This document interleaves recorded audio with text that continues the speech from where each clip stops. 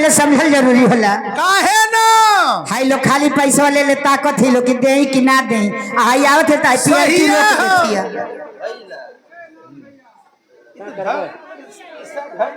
तो ढंगवा सब सीख ले न लड़े हैं। हाँ ये बेर दो बेर मारा लो जहाँ आप खड़े हैं उसके लिए बाबा साहेब न लड़े हैं। जो आपकी जेब में पेन है बाबा साहेब की ही देन है। इतने ना ये धरौली वाला लोग जो आपके दरवाजे पे कार है बाबा साहेब का उपकार है। जो आपके पास दौलत है बाबा साहेब की ही बदौलत है। हाँ कौन देवी देवता की आशीर्वाद से आजादी हमने के नाम मिलल है। बाबा साहेब के आशीर्वाद से आजादी से आज हमने के बोले के मायक आप लोग के बैठे के कुर्सी मिलल है। समझा पहले ही कहले कि गवला से पहले समझल जरूरी होला।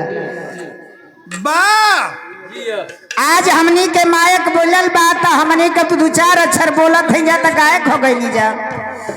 आप लोग बैठल बारे लिखत नहीं दो चार अक्षर तो लेखक हो जाई। अगर दो चार सीसी पियब त पियक्कड़ हो जाएगी। आप लोग के ऊपर आधारित बाबा साहेब का देन है। यही से कहता नहीं कि एक कड़ी का बाबा साहेब का गीत सुनी कैसे मास्टर साहब। अरे वतनवा के खातिर हो अरे वतनवा के खातिर हो वतनवा के तो लोग गड़ाई के नींद अच्छे बैठ के औरी में हरा गई हवा लोग। अरे चापा लोग के पानी छोड़ी अरे वतनवा के खातिर हो अरे वतनवा के खातिर हो वतनवा के थके धने पीर दिहले जानवा ये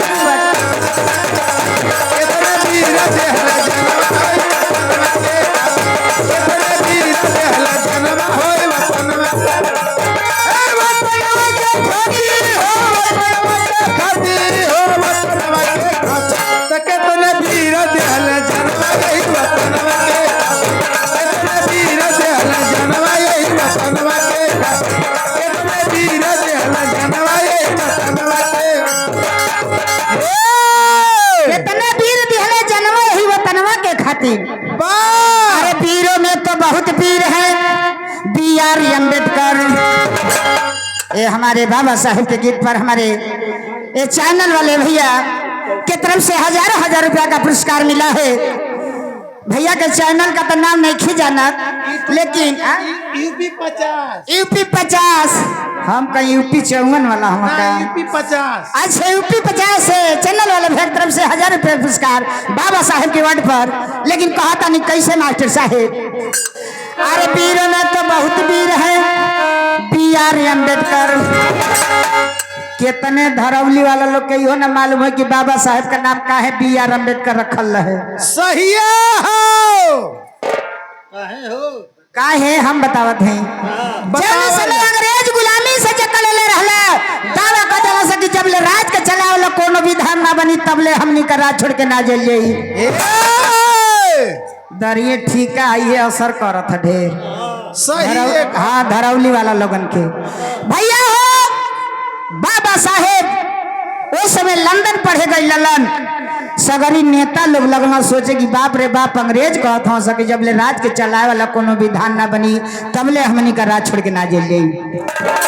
यही में गांधी जी तनी तेज तड़ाक रहला कद पागल भइल होलो अम्बेडकर जी के पास चले उहे कोनो बुद्धि लगई है।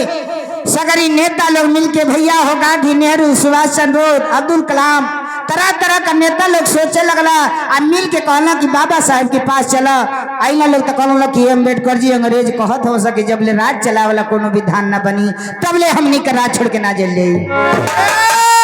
वही समय बाबा साहेब लंदन पढ़ के आइला ली भैया हो अपने बुद्धि दिमाग से भारतीय संविधान लिख दिले। अंग्रेज बुझ गए सके बहन वीर धरती पर पैदा हुआ सही हो। उहे जाते जाते बाबा साहेब का नाम B.R. अम्बेडकर रख के गईला। यही से कहतनी अरे पीरों में तो बहुत वीर है B.R. अम्बेडकर। अरे अंग्रेजन के दूर भगवले अरे नेतन के संभालवा तरज के गईले संविधान वाले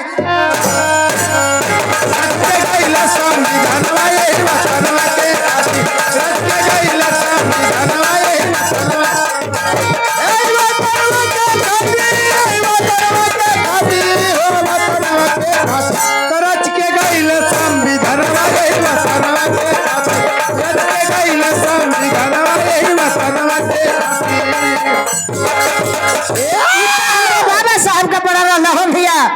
लेकिन दासों में तो बहुत दास हैं। संत सोमड़ी गुरु रविदास, बहुत संत महात्मा आप लोग देखले हुई बा। काहे ना हम आसाराम बापू गिनाऊ देतनी आसाराम बापू, राम रहीम, रामदेव। लेकिन हमारे एगो बाबा छोट मोट अपनी कुटिया में काम करते रहना हो भैया संत सोमड़ी गुरु रविदास जी। कुछ पंडित लोग कहता हूँ कि कहो रविदास, सुनी लगी तू पंडित हवा तो हमान का तो जनेऊ है, तोहार जनेवा कहाँ है? तब बाबा कहला कि तोहार लोग का धगवा वाली जनेऊ नकली है, हम असली जनेऊ दिखाओ तनी। कैसे मास्टर साहब? अरे दासों में तो बहुत दास हैं। संत सोमड़ी रविदास सीना चीर के जनेऊ देखवले और बभनन के संभलवा तब मंगावले कठवत में कंगनवा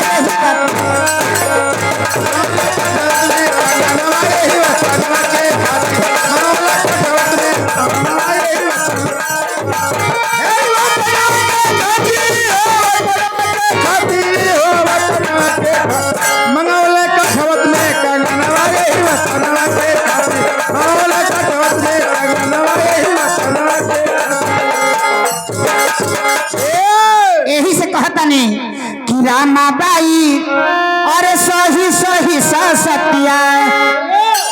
हाँ तो घर हो वाला एकदम सिरचे आप हो गई ना लोगन कि रामाबाई और सही सही सतिया। अरे भीमा के बीच सारा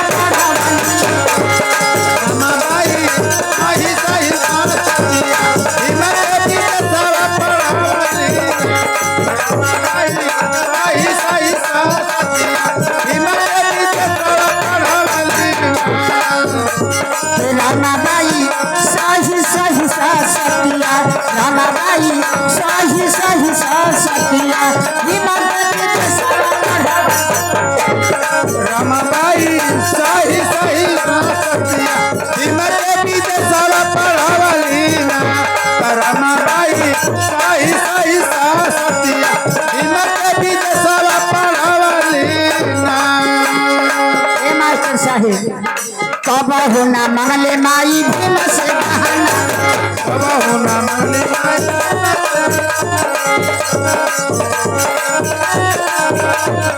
पूरा कैले बाबा साहेब उनकर रमनवा, पूरा कैले बाबा साहेब उनका रमनवा, पूरा कैले बाबा साहेब उनका रमनवा।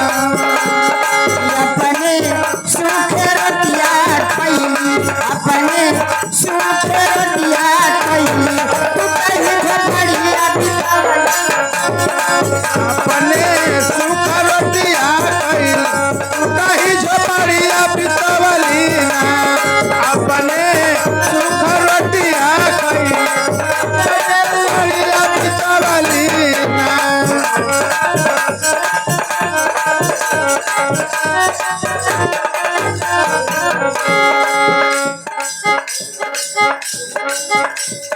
कब होना मंगले माई भीम से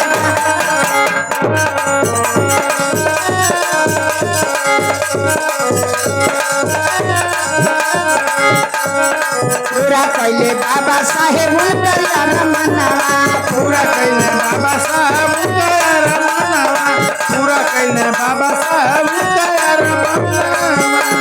कि अपने सूखे रोटिया खैली, अपने सूखे रोटिया खैली, तू कहीं झपड़िया बितावला। अपने